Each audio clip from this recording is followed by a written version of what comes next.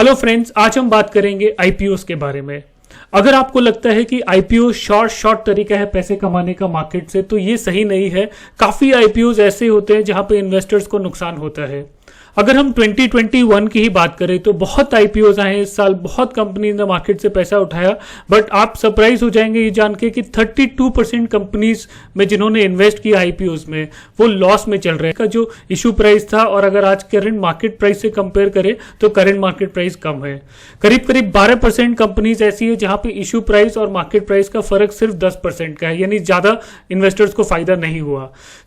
अगर आप ये ओवरऑल डेटा देखेंगे तो 50% कंपनीज ऐसी है जहां पे इन्वेस्टर्स या तो लॉस में चल रहे हैं या फिर इशू प्राइस के काफी पास में है करंट मार्केट प्राइस, तो किसी को ज्यादा फायदा नहीं हुआ है।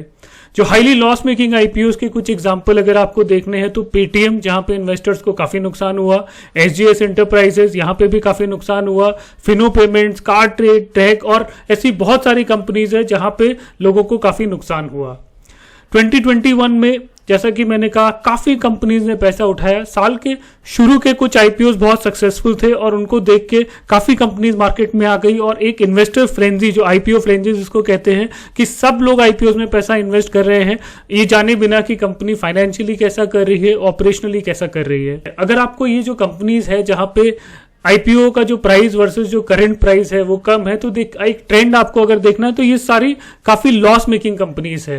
कंपनीज में काफी नुकसान है, उसके बावजूद लोगों ने उनमें अप्लाई किया ये सोच के कि सेक्टर अच्छा करेगा फ्यूचर में, और एटलीस्ट शॉर्ट टर्म में उनका काफी नुकसान हो गया। अगर आप पेटीएम का एग्जांपल लेना चाहते हैं जहां पे काफी लॉस हुआ इन्वेस्टर्स को, तो पेटीएम का लास्ट क्वार्टर का जो नुकसान है वो 464 करोड़ का नुकसान पेटीएम में हुआ। एक क्वार्टर में उनकी सेल थी 1134 करोड़, 1134 करोड़ की सेल पे 464 करोड़ का नुकसान। अगर आप कार ट्रेड की बात करें तो करीब 30 करोड़ का नुकसान हुआ उनको 88 करोड़ की सेल पे। तो ये सारी काफी लॉस मेकिंग कंपनीज है। इनका जो फ्यूचर बिजनेस मॉडल है उसके बेसिस पे लोगों ने इन्वेस्ट किया। ये बहुत ही हाई रिस्क इन्वेस्टमेंट्स है और एटलीस्ट शॉर्ट टर्म में लोगों का बहुत ही नुकसान हुआ। अगर आप एक रिस्क एवर्स इन्वेस्टर है, विच मीन्स आप सेफ इन्वेस्टिंग करना चाहते हैं, तो जब भी आप आईपीओ में इन्वेस्ट करें दो चीजें जरूर देखें। सबसे पहले कि जो कंपनी आप इन्वेस्ट कर रहे हैं वो प्रॉफिटेबल है या फिर कुछ महीनों कुछ क्वार्टर्स में प्रॉफिट में आने वाली है। ये बहुत ही बेसिक सी रूल है। अगर आप लॉस मेकिंग कंपनी में इन्वेस्ट कर रहे हैं तो बी प्रिपेयर्ड कि आपका लॉस भी हो सकता है। दूसरी चीज है look at price earning ratio. एक बहुत ही बेसिक सी मेट्रिक है कि कंपनी का जो प्रॉफिट है, कंपनी का जो मुनाफा पर शेयर है, वो उसके प्राइस के कंपैरिजन में कितना है। एक एग्जांपल लेते हैं पी रेशियो का, कि कोल इंडिया का जो करंट पी रेशियो है वो 8 का है, विच मींस कि कोल इंडिया जो एक शेयर पे अर्न करती है उसके कंपैरिजन में उसका शेयर 8 टाइम्स ट्रेड हो रहा है मार्केट में। अगर आप इसको रिलायंस इंडस्ट्रीज, जो कि काफी नए सेक्टर में अभी इन्वेस्ट कर रही है, तो रिलायंस के पी से कंपेयर करेंगे तो रिलायंस का पी करीब 40 का है अभी, विच मींस कि रिलायंस की जो 1 रुपए की अर्निंग है उसके कंपैरिजन में उसका शेयर प्राइस 40 पे ट्रेड कर रहा है।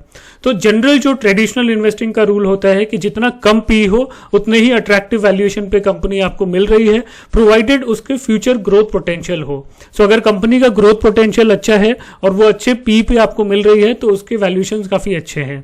बट आप ये जो लॉस मेकिंग आईपीओस देखते हैं इनका पी रेशियो नेगेटिव होता है, विच मीन्स ये लॉस में है, तो इनका जो शेयर प्राइस है उससे उनको कंपैरिजन करने का कोई लॉजिक ही नहीं है क्योंकि उनका पी रेशियो नेगेटिव है। अगर आप किसी भी कंपनी के फंडामेंटल से कन्विंस्ड हैं, आप उसका पी रेशियो चेक कीजिए, आप उसकी प्रॉफिटेबिलिटी चेक कीजिए और उसके बाद इन्वेस्ट कीजिए। अगर आप हाई रिस्क इन्वेस्टर्स हैं तो आप हाईटेक कंपनीज में इन्वेस्ट कर सकते हैं जहां पे कंपनी लॉस कर रही हो करेंटली, लेकिन फ्यूचर में उसका अच्छा पोटेंशियल है। बट ध्यान रखिए कि ये इन्वेस्टमेंट काफी हाई रिस्क इन्वेस्टमेंट होगा आपके लिए और इसमें आपके लॉस होने के भी काफी अच्छे चांसेस है।